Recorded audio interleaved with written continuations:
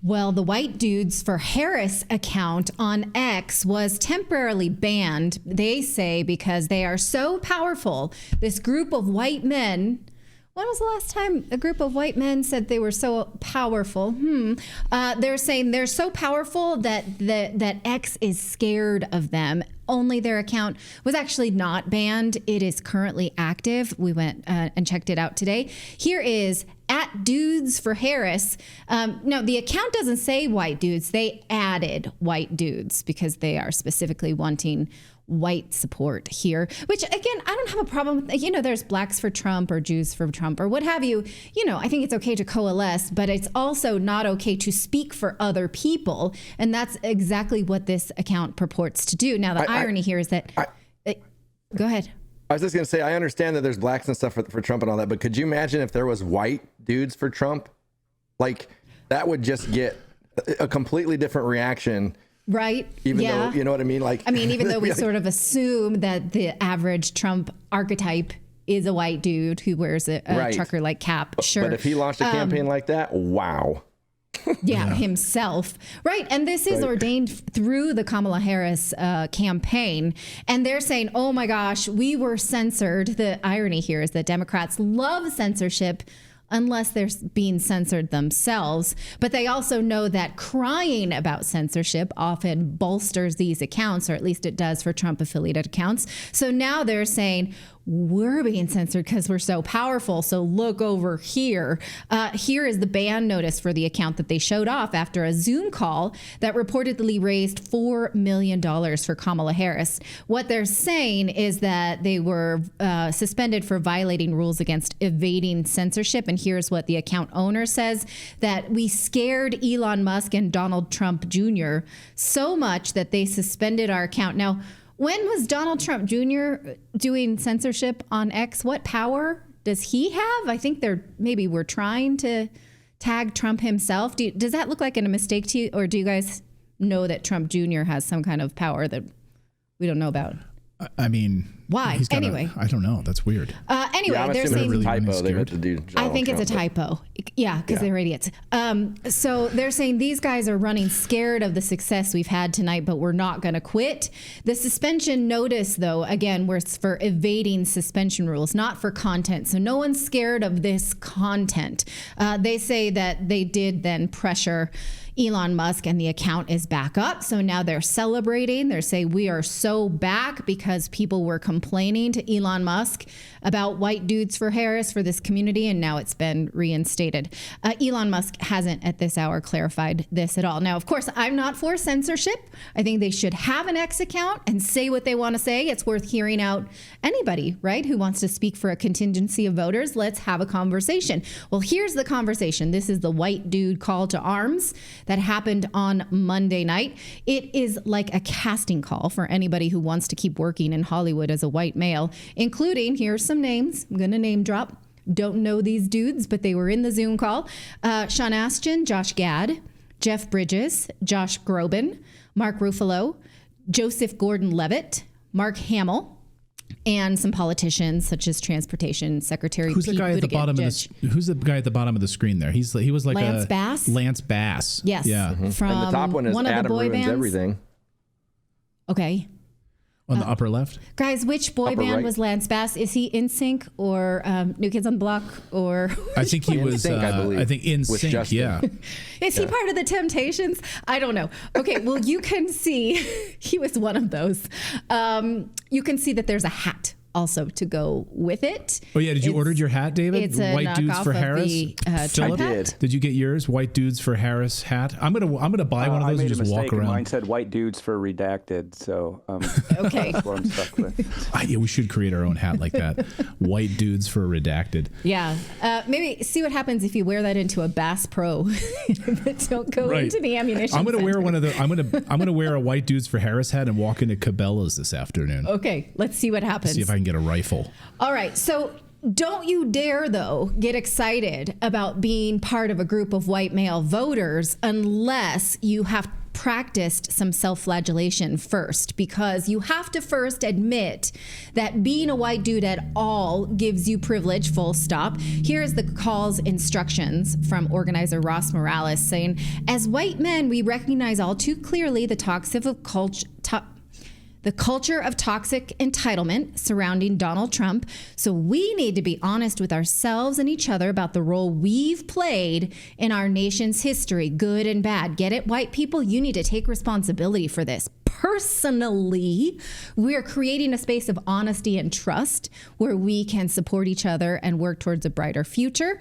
And also, there's a social media kit with pre-written posts that white dudes can use. So you can use their language as a white dude. So you can post things that don't seem like you think too much of yourself or you are telling other people how to behave. It's again, self-flagellating language that you can use that won't threaten other people. Because again, we talked about this yesterday. The assumption is that people of color cannot take being challenged. They don't like it. They're not strong enough for it. You're the only one who can take, if you're white, you can take having your feelings hurt or having hurtful things said to you, but nobody else is as strong as you. That is, my friends, neo-racism. And again, you can come as long as you are fully willing to admit your white privilege. If you come to discuss that maybe your life is hard and you'd like the next elected president to help you out at all, you're going to get booted from the Zoom call, full stop. Here is one participant, Adam Conover, admitting that white men are discriminated against in Hollywood, but saying that's just fair now. Something that I've heard a lot as a white man in Hollywood is that I didn't get such and such an opportunity because they couldn't hire a white man. That's something that you hear now quite often. And when I'm told that, I tell the person, first of all, who told me that to f off, because that's racist and it's a lie when they tell you that. It's designed to divide people. But more importantly, the reason I tell them to f off is because I know that everybody else who is maybe being considered for that opportunity is the sort of person who just a little while ago would have not been considered for that opportunity because they were not a white man, except no one would have ever told them that to their face, right? Or they wouldn't even had a chance to go into the room and audition, or maybe they wouldn't even made it to Los Angeles, right? You know, when people tell you that, they are expressing the fact that there's been a change in this country where, you know, for once in the entire history of this country, white men don't get every single opportunity. And that's something that I'm proud of. I'm proud to be part of our industry and our country at a time when that's the case. And you know why that is? It's because I have something called solidarity, because I care about everybody else and everybody else's problems, and I stand up for their issues as much as my own. Okay, so if you're a white man who's not had opportunities for jobs and you'd like your life to be a little bit easier, you'd like equal access to opportunities, you'd like not to be the victim of inflation that was created by political perversion, you can't say that because he laughed at you and said, oh, well, it's our turn for life to be hard. I guess that's just the way it is. I wonder, though, what gives him the right to speak on behalf of all white men and advocate for their hard knocks as a comeuppance. It's fair. I wonder if people like this are familiar with actually the data on poverty, showing that white poverty is also very serious and that in many counties it's just as bad as black poverty and just as historically rooted. This is from economist Thomas Sowell from his most recent book, Social Justice Fallacies. It's not a great screenshot, but you can take a screenshot and read it later because this is from a physical book. But if you really care about inequality, then you have to care about inequality for everybody. And you have to realize that white maleness actually does lead to poverty in certain zip codes. And you have to care about that too. People in hillbilly communities have even lower income than blacks overall. So this white male privilege bit is a bit ignorant, right? So these, yes, white male actors are privileged. They can acknowledge that in front of us, sure. But do they speak on behalf of all whites, people in these communities? And in fact, what Thomas Sowell here says that people in low-income American hillbilly counties already face zero racism because these people live in virtually all white communities. So it's not racism that's happening here, it's classism. It's that they don't have an opportunity. So there's nothing, and some of them even have lower incomes than blacks. So there's no white male privilege there. You can't speak on behalf of all people of your skin color. That is racist. Now, Pete Buttigieg spoke on behalf of men who have sex with women, even though he is not one of them. And he had this to say about abortion. I'm so glad she has made freedom the theme of her campaign, because I think in so many ways that's what's at stake. And yes, women's freedom is Exhibit A after Donald Trump demolished the right to choose. But of course, men are also more free in a country where we have a president who stands up for things like access to abortion care. Men are more free. Oh, okay. I'm in. That rings to me of rape culture. That makes me a little bit uncomfortable. You're free to, I don't know, impregnate women, I guess. That's how that comes off to me. I don't like it. He is free from unwanted pregnancy. As a gay man, maybe someone should have reminded him of that privilege. And, you know, again, should he be speaking on behalf of men who can impregnate women or women who can get pregnant? He did. Anyway, Brianna Morello on X from the Brianna Morello Show put together this snippet of the call for us to see. And then let's just watch this. It's a little over 2 minutes. It's sort of the general mood of what these white men think. That Hollywood privileged elite white men think of Kamala Harris. I'm white, I'm a dude, and I'm for Harris. Over the last few years, you know, I've been thinking a lot about men. I'm not sure if you guys can recall that feeling you had on the night of Tuesday, November 8th, 2016. I stood over my kid's bed and I wept. White nationalists in MAGA, they want to speak for you specifically as white men. In the marginalized communities that educate me every single day, that this is a constant education for all of us. Kamala is carrying on her shoulders 248 years of pain, of agony, of hope, of frustration. And no matter how high she jumps, no matter how many degrees she has, no matter how good her grades are, she's never good enough because they're always moving the line. What a variety of whiteness we have here. It's like a rainbow of beige. But man, I am scared to death from the West Wing of what the future could look like if we go back to another Trump administration, one that truly left working construction white men behind. You've seen it with congressional leaders who have called Vice President Harris a DEI candidate. Of course, men are also more free in a country where we have a president who stands up for things like access to abortion. Is this camera on the floor? Let's be clear about who Donald Trump and J.D. Vance are. Donald Trump is a 34-time convicted felon, an adjudicated rapist, and a congenital liar. He's a fraud. And J.D. Vance is his mini-me. I even created my own cognitive test that describes the two of them. Sofa, dolphin, shark, cat, convict. Real men respect women, their decisions, their careers. And it's pretty clear that Donald Trump and J.D. Vance don't. A woman president, man. How exciting. If there is a God, she's a terrible writer. One day, we all will be asked what we did to stop this MAGA movement. What will your answer be? Okay, so this is full of Trump hate, sure. Oh, yeah, and the one guy said, we're talking about a guy who was an adjudicated rapist, meaning past tense. You know who that guy is the Pritzker family, which pushes transgender drugs. So I love him talking about fakes and phonies. Yeah, but adjudicated rapist, right? This is exactly why the judge now will allow Trump's lawsuit against ABC News and George Stephanopoulos to go forward, because he was not convicted of rape. Not convicted of rape. Yes. So here he is saying that this has gone through. He's been it was adjudicated in a court of law, and he's been found out to be a rapist. Yeah. Really? He's saying that on a Kamala call. That's right. Factually, false. And again, I want to hear what everybody has to say. I don't want to censor voices that I don't like. So we're listening to, yes, sure, a lot of Trump hate. Trump is odious. Trump hates women. Trump is convicted. Trump has these, different problems.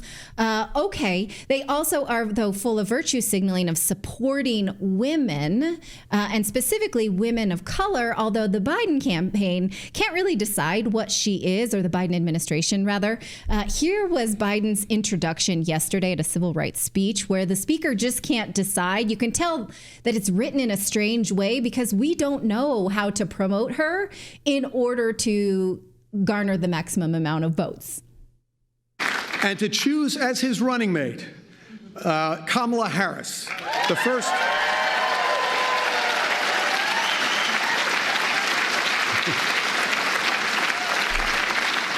black woman, South Asian American to hold the vice president, but you already knew that.